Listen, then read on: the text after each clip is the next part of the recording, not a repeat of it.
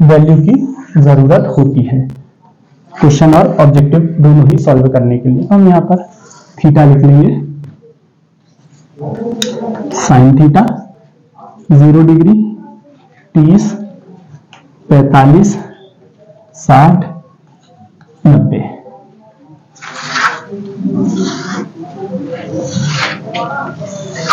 अब 2-3 तरीके हो सकते हैं इसको सॉल्व करने के। पहले मैं बेसिक तरीका बताता हूं जहां आपको सॉल्व करना सीख जाएंगे आप। सबसे पहले सब पर अंडर रूट ले लें, कड़ी लगा दें, सभी को 4 से डिवाइड कर दें। अब यहां से नंबर लिखना शुरू करें 0 से। 0 0 पर 0, फिर 1 2 3, 1 2 3 4, 4 से 4 डिवाइड किया, अंडर रूट 1 आया और अंडर रूट 1 की वैल्यू होती है 1, तो साइन 90 की वैल्यू हो गई 1। अंडर रूट 3 तो अंडर रूट 3 ही रहेगा। 4 को लिखा जा सकता है 2 का स्क्वायर, स्क्वायर से रूट कट जाएगा तो यहाँ आ जाएगा √3/2, यानी साइन 60 होता है √3/2। ऐसे ही 45 को देखें, 2 1 जा 2, 2 2 जा 4, √1 √2, √1 की वैल्यू 1 ही होती है, √2 का √2, तो साइन 45 की वैल्यू होती है 1/√2। ऐसे ही साइन 30 अंडर रूट 1, 4 को लिखा जा सकता है 2 का स्क्वायर, स्क्वायर से रूट कैंसिल, √1 की वैल्यू होती है 1 और अपॉन में 2, तो साइन 30 का मान हो गया 1/2। 0 में किसी का भी डिवाइड करो 0 ही आएगा और अंडर रूट 0 की वैल्यू 0 ही होगी, तो साइन 0 की वैल्यू 0, 30 की 1/2, 45 की 1/√2, 60 की 60 की √3/2 और साइन 90 की होती है 1। ये अगर वैल्यू आप याद कर ले तो बाकी टेबल बनाना बहुत आसान होता है। आइए देखते हैं कैसे आप आसानी से सॉल्व कर सकते हैं। अब आपको सॉल्व करना समझ में आ गया है, तो पहली वाली लाइन हम मानकर चलते हैं कि आपको समझ में आ गई है, और अब अगर आप याद रखते हैं तो बाकी टेबल देखिए कितनी आसानी से बन जाएगी। साइन 0 का मान 0, 30 का 1/2, 45 का 1/√2, 60 का √3/2 और 90 का 1। अब देखें कॉस थीटा, वैल्यू 90 की तरफ से घुमाकर हम लिख देंगे, पलट कर वैल्यू लिखना शुरू करेंगे। सारी वैल्यू कॉस 0 की 1, कॉस 30 की √3/2, कॉस 45 की 1/√2, कॉस 60 की 1/2 और कॉस 90 की 0। वैल्यू बदलकर हमने लिख दी। टेन थीटा, अभी हमने एक सूत्र देखा था कि sine theta upon cos theta बराबर होता है टेन थीटा के।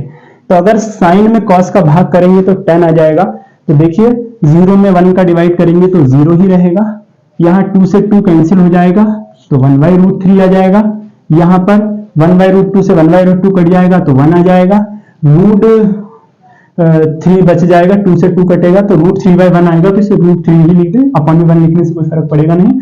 और जब भी 0 का भाग किया जाता है किसी भी नंबर में, यानी 1/0 होता है तो वो नॉट डिफाइन आता है, यानी इनफाइनाइट, तो इसे लिख देंगे नॉट डिफाइन, अपरिभाषित लिखा जा सकता है।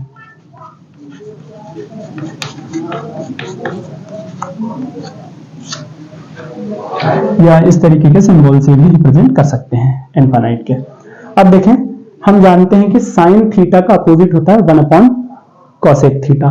तो हमने अभी सूत्र देखा था कि sine theta is equal to 1/कोसेक थीटा। अब चूंकि हमारे पास कोसेक थीटा निकालना है तो हम इसे ऐसा लिख सकते हैं 1/sin थीटा, यानी साइन की वैल्यू जितनी भी है उन्हें 1 के अपॉन में ले जाएंगे तो कोसेक थीटा मिल जाएगा। तो यहां लिखेंगे कोसेक थीटा। 0 को उल्टा 1/0 यानी नॉट डिफाइंड, 1/2 का उल्टा 2, 1/√2 का उल्टा √2, √3/2 का उल्टा 2/√3 और 1 का अपोजिट 1 ही रहेगा। इसको थोड़ा सेपरेट करने के लिए यह लाइन खींच लें, आसपास लिख दिए हैं।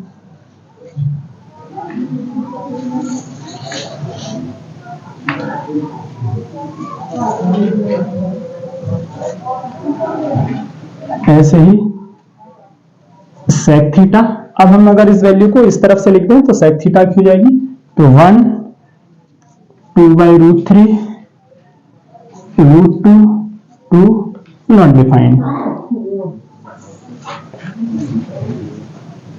ठीक है।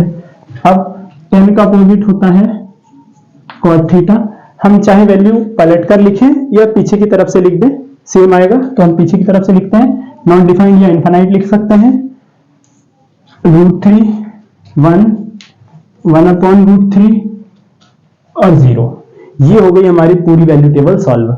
तो इसे आप इस तरीके से याद कर सकते हैं। इसे पलट कर लिखते तब भी यही आता, 1/0 का इनफाइनाइट, 1/√3 का उल्टा √3, 1 का उल्टा 1, √3 का उल्टा 1/√3 और नॉट डिफाइंड यानी कि 1/0 का उल्टा 0/1 यानी कि 0। तो आपको इसको इस तरह भी लिख सकते थे। आशा करता हूं बहुत बढ़िया आपको समझ में आया होगा।